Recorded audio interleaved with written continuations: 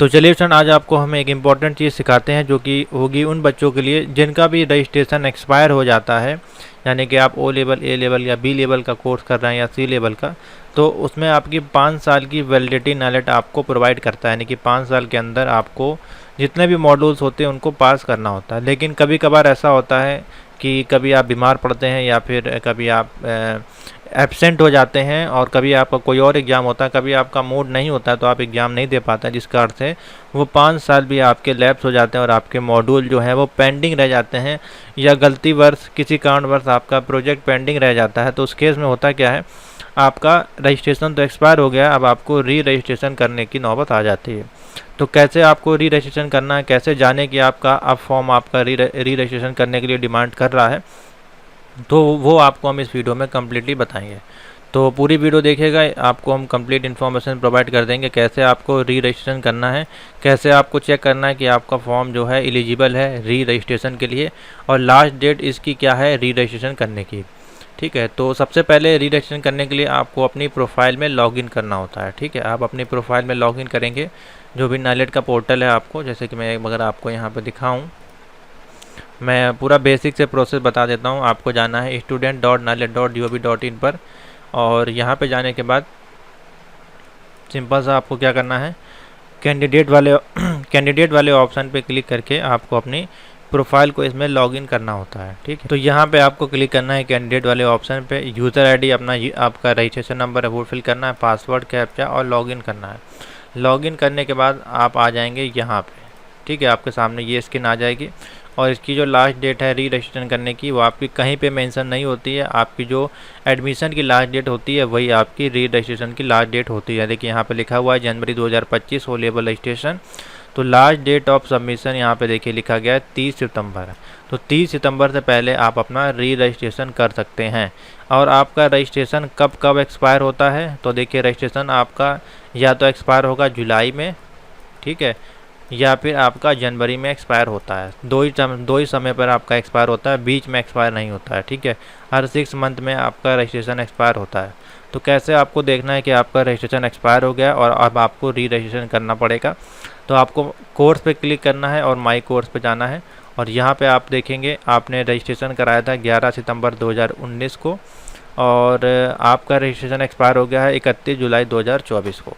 तो देखिए यहाँ पे आपको क्लियर मेंशन किया जा रहा है कि हाँ आपका रजिस्ट्रेशन आपका कब तक वैलिड था, अप टू 31 जुलाई तक। तो 31 जुलाई से ऊपर हो चुकी है, आज आपकी जो है 24 अगस्त को ये हम आपके लिए वीडियो बना रहे हैं, तो ये आपका एक्सपायर हो चुका है। ठीक है, तो आपको अब क्या है री रजिस्ट्रेशन करना होगा। अब इसके लिए री रजिस्ट्रेशन करने के लिए कुछ शर्तें हैं, जैसे कि अगर आप 1 साल के अंदर यानी कि 31 जुलाई 2024 से लेकर के 31 जुलाई 2025 से पहले अगर आप री रजिस्ट्रेशन कर लेते हैं तो आपका जो भी प्रोसीजर है वो सिंपल हो जाएगा। यानी कि जितने भी आपके बचे हुए एग्ज़ाम होंगे, जैसे कि मान लीजिए 4 मॉड्यूल थे आपके ओ लेवल में और 3 आप पास थे, ठीक है, तो एक बचा हुआ मॉड्यूल है आप इसमें दे सकते हैं। आपके अगले 5 साल के लिए इसको एक्सटेंड कर दिया जाएगा, और आपका सिर्फ और सिर्फ बचा वाला एग्ज़ाम होगा, जो आप पास कर चुके हैं वो नहीं होगा। इसी केस में अगर आपके चारों एग्ज़ाम पास हो गए और आपका प्रोजेक्ट खाली पेंडिंग बच गया था, तो आपको प्रोजेक्ट खाली सबमिट करने के लिए आपको री रजिस्ट्रेशन करना पड़ेगा। क्योंकि देख लीजिए जो ये स्टूडेंट हैं इनके केस में यही हुआ है। इनके अगर माई कोर्स पे जाके व्यू डिटेल पे क्लिक करते हैं तो देखिए इनका कोर्स पूरा कंप्लीट हो चुका है। इन्होंने एक लापरवाही करी है कि इन्होंने प्रोजेक्ट सबमिट नहीं किया 5 साल के अंदर, तो ये बहुत ही बड़ी मिस्टेक है। देखिए M2R4 इन्होंने ओल्ड पैटर्न से दिया है, फिर M1R5.1 दिया, M3 और M4 ये सब न्यू पैटर्न से इन्होंने दिया, और इनका सब पास है। देखिए सारा मॉड्यूल पास है और इनका रजिस्ट्रेशन एक्सपायर हो चुका है। और यहाँ पे देखिए पेंडिंग क्या रह गया इनका प्रोजेक्ट। तो ये कितनी बड़ी लापरवाही है। अगर दो, इसीलिए हम आपसे बोलते हैं आपके 2 एग्ज़ाम पास हो जाएं जो कि नाइलेट की रूल के अनुसार, तो आप अपना प्रोजेक्ट के लिए सबमिट कर सकते हैं। और इन्होंने लेट कर दिया, अब इनको जो है एक्स्ट्रा फीस यहाँ पे करके पहले री रजिस्ट्रेशन करना पड़ेगा, उसके बाद फिर प्रोजेक्ट की फ़ीस पेमेंट करनी पड़ेगी। तो देखिए यहाँ पे अगर हम जाएंगे और पेमेंट वाले ऑप्शन पे क्लिक करेंगे तो यहाँ पर देखिए मेंशन करेगा, लिख के आएगा O level you are not eligible, क्योंकि आपका क्या हो गया है एक्सपायर हो गया है। इनके केस में ना कंप्लीट नहीं हुआ है, इनका ना ही प्रोजेक्ट पेंडिंग है ना ही कैंसिल हुआ है, एक्सपायर वाला केस हो गया है। ठीक है, इनका रजिस्ट्रेशन एक्सपायर हो गया, इसलिए पेमेंट का ऑप्शन नहीं आ रहा है। अब इनको क्या करना पड़ेगा, माई कोर्स पे जाना है, अप्लाई फॉर न्यू रजिस्ट्रेशन पे क्लिक करना है। अब यहाँ पे जब आप जाएंगे तो देखिए यहाँ मेंशन किया जाएगा वैलिडिटी जो आपकी है वो एक्सपायर हो चुकी है, तो आपको ग्रेस पीरियड के लिए री रजिस्ट्रेशन आपको करना पड़ेगा, आप एलिजिबल हैं। तो देखिए यहाँ पे आपको ऑप्शन शो हो रहा है, देखिए री registration in the same level, यानी कि ओ लेवल में आपका कैंसिल का ऑप्शन नहीं आएगा। कैंसिल का ऑप्शन जब आता है जब आपका वैलिडिटी एक्सपायर नहीं होती है। अब ये 100% एलिजिबल है री रजिस्ट्रेशन के लिए, किसमें, ओ लेवल में, और 1 साल के अंदर इनको करना है।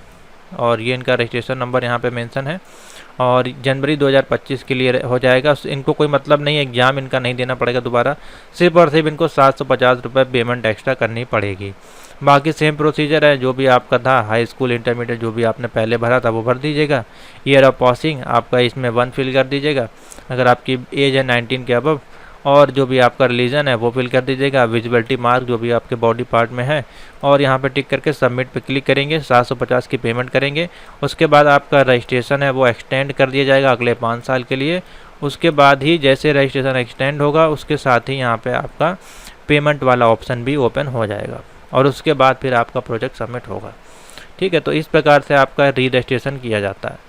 तो गलती ना करें, जिनका भी 2 मॉड्यूल पास हो जाता है उसके बाद अपना प्रोजेक्ट सबमिट करवा सकते हैं। मैंने आपको ऑफ़र दिया हुआ है, और जो कि ऑफ़र यहाँ पर देखिए चल रहा है प्रोजेक्ट का, ये ऑफ़र आपका चल रहा है 31 अगस्त तक। अगर अपना प्रोफाइल में जाकर चेक करें, 2 एग्ज़ाम पास हैं, तो बिल्कुल भी देर ना करें, ये वीडियो देखें और 7007659485 पर मैसेज करें कि सर मुझे अपना प्रोजेक्ट सबमिट करना है, चाहे आप इंस्टीट्यूट से हो चाहे डायरेक्ट से हो। सही समय पर सारा काम करेंगे तो सर्टिफिकेट जल्दी आएगा, एक्स्ट्रा पेमेंट नालेट को आपको नहीं करनी पड़ेगी। ठीक है, तो ये था सिंपल सा प्रोसीजर री रजिस्ट्रेशन का। बाहर से इसका कोई भी प्रोसीजर नहीं होता है, सारा काम आपका माई कोर्स पर जाके अप्लाई फॉर न्यू रजिस्ट्रेशन से होता है। ठीक है, तो थैंक यू फॉर वॉचिंग।